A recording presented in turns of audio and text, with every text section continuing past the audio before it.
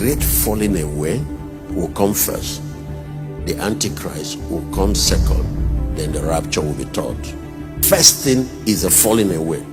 Ladies and gentlemen, if you want to know why all this rise of false pastors, false prophets, and fake believers everywhere, that's what is going on now. Is the prelude to the rise of the beast. Because when the beast come, people have to agree with him, especially Christians. He is not going to gain global power without their support. There has to be pastors, there has to be popes and bishops that must give him the backing. Without that, it's not going to happen. Preserve the knowledge of Christ. This is the time. Get to know him for yourself. And if you have not gone through discipleship or not, this is the time. Days are coming. You'll be looking for church. You can't have this opportunity again. The way the church will exit is the way Israel exited Egypt. They were in Egypt when all the plagues, all those 10 plagues, even till the last one. But God protected them in the midst of it all. And after all of that, God removed his people out of Egypt and sent them to the promised land. That's how it's going to happen again. Now that we have the time, my friends, rise up now and begin to preach the gospel. Now we still have the time. Days are coming. You can't hold service.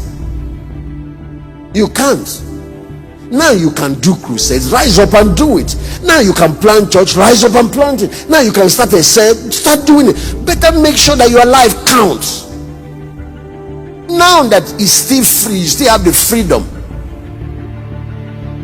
You must learn to practice God's presence. Those days are coming.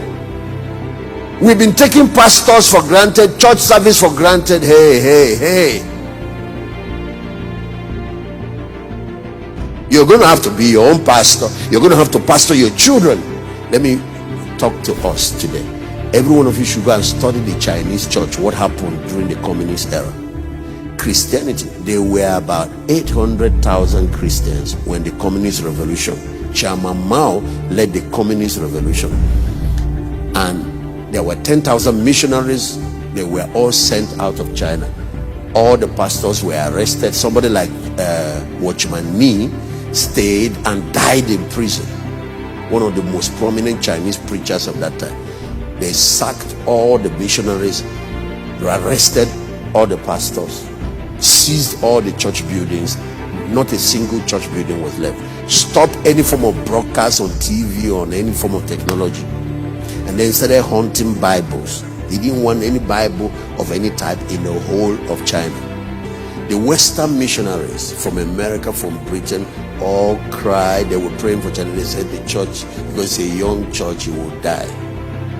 Who told you? Church does not die because of persecution. I said fire does not destroy gold, it only purifies it. When China finally opened up to the world again, after 30 years, you know what they found? That less than 1 million believers, 800,000, has grown to about 150 million. Now, go Google what I'm saying. The Christians, evangelical born-again Christians in China are more than all the people in the Communist Party. The Communist Party has about 90 million people. The church grew when it went underground. The church grew when they removed all the pastors. The church grew when they removed all the church building. The church grew when they stopped crusade. The church grew when they stopped preaching on TV. The church grew when they removed. Of course, what the missionaries now, the Western churches did, is to make sure they found a way to smuggle Bible, and they caught some of the smugglers. Now, watch.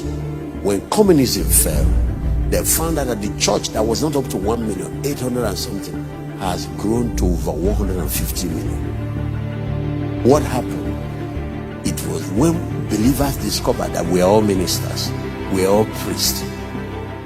Every family becomes church, and that's when the thing grew. So if you're talking about great tribulation, the Chinese people have experienced it, the early church has experienced it, Christians are experiencing it in the Middle East.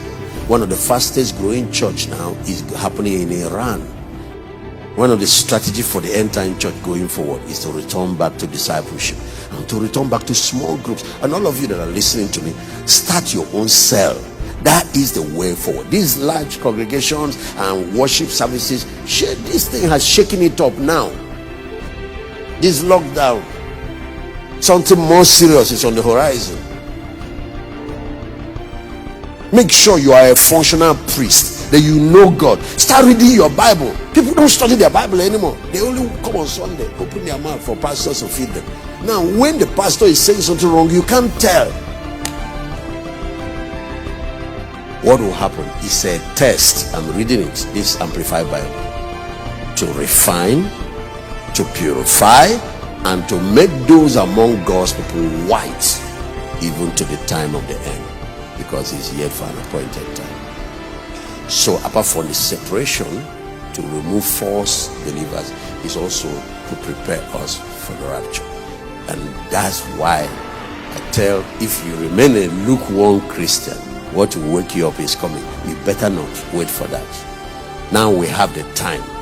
Let's take advantage of it to reach the world for Christ, to reach our communities, to reach our cities, to make sure that our family members are in the ark before the flood starts, to make sure that we reach everybody. Now we have technology, the freedom to do everything. Let's utilize it. Now we have the chance. Let's live for God and live for Christ and be completely sold out to Him.